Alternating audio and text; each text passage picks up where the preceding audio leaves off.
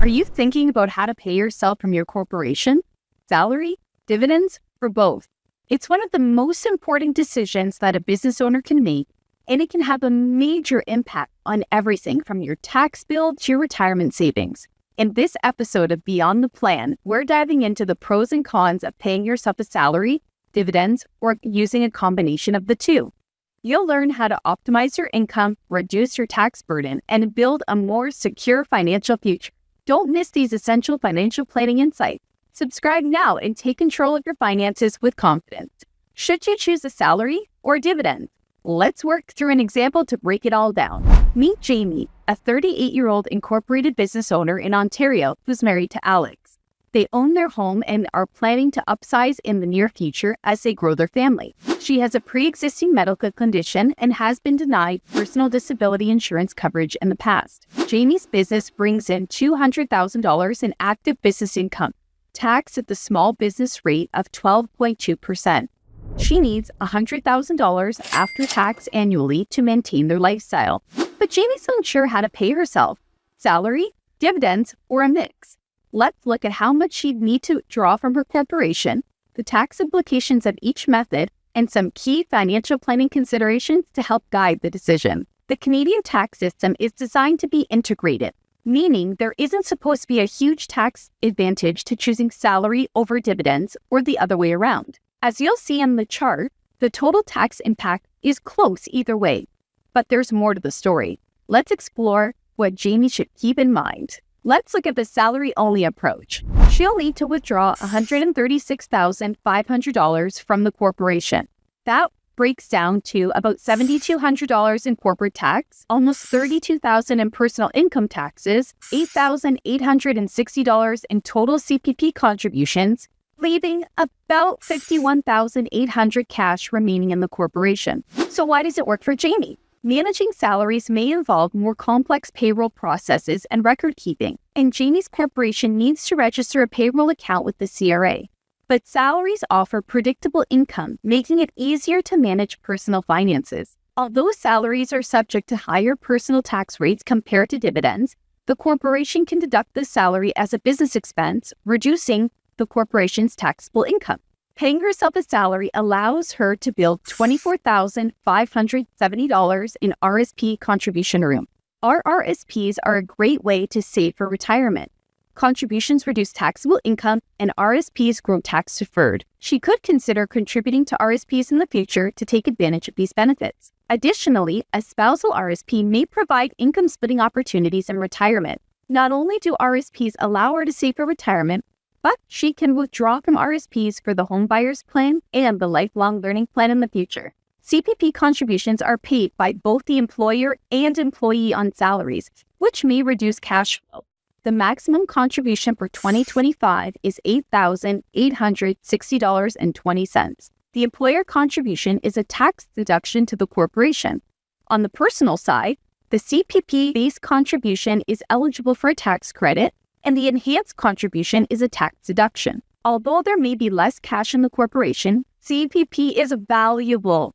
CPP provides a foundation for retirement income and provides a stable stream of guaranteed retirement income that's indexed to inflation. CPP allows for pension income splitting with spouses, providing additional planning opportunities. CPP also offers survivor and death benefits for spouses and eligible dependent children. Jamie and Alex would like to start a family and may move to a larger property in the next 2 to 3 years. Having T4 income will make it easier to qualify for personal credit like a mortgage or car loan at favorable lending rates. Additionally, paying a salary may provide access to certain tax deductions and credit, and it reduces tax surprises since income tax is withheld from each payment. Jamie has a pre-existing medical condition and has been denied for personal disability insurance coverage in the past. CPP contributions will allow her to benefit from CPP disability in the future if she suffers from a severe and prolonged disability. Let's look at the dividend-only approach. She'll need to withdraw about $116,000 from her corporation.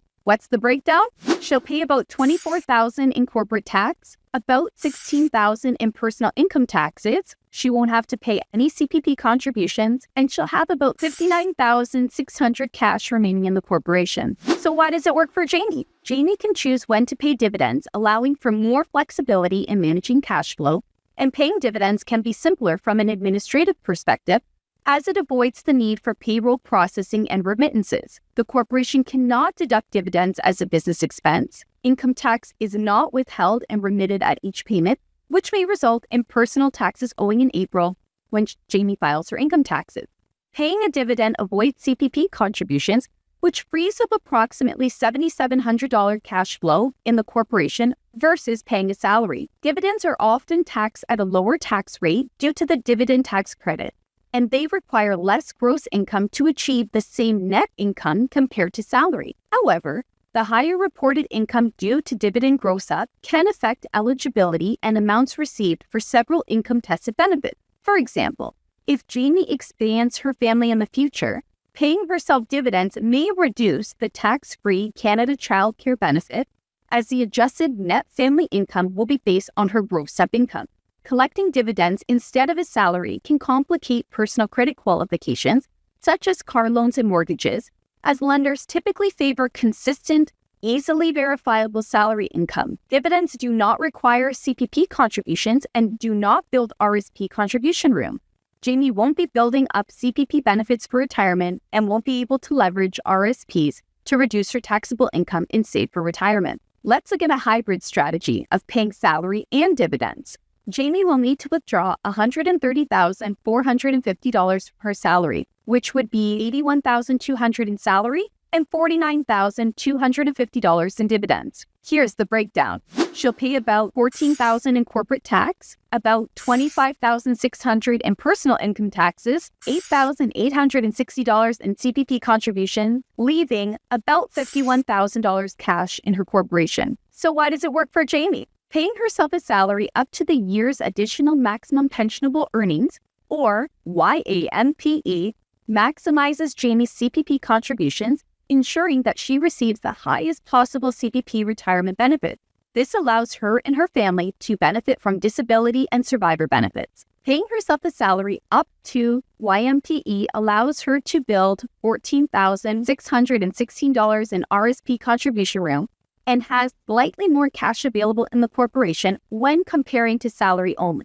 Although she'll have slightly less T4 income versus salary only, qualifying for personal credit like a mortgage or car loan at favorable lending rates will still be easier than paying herself dividends alone. Now let's check out this comparison table to see the difference between the three options. Salary only has the highest gross requirement. You qualify for CPP, and it has the highest RRSP contribution room. Dividends only has the lowest gross requirement, so there's more cash available in the corporation. However, there are no CPP contributions and it doesn't accumulate RRSP contribution room. The decision to pay yourself through dividends or a salary depends on your personal financial goals, the profitability of your business, and your tax situation. It's beneficial to consult with a tax professional to determine the best strategy for your unique circumstances. Thank you for joining me on this episode of Beyond the Plan. Don't forget to like, share, and subscribe for more financial planning insights.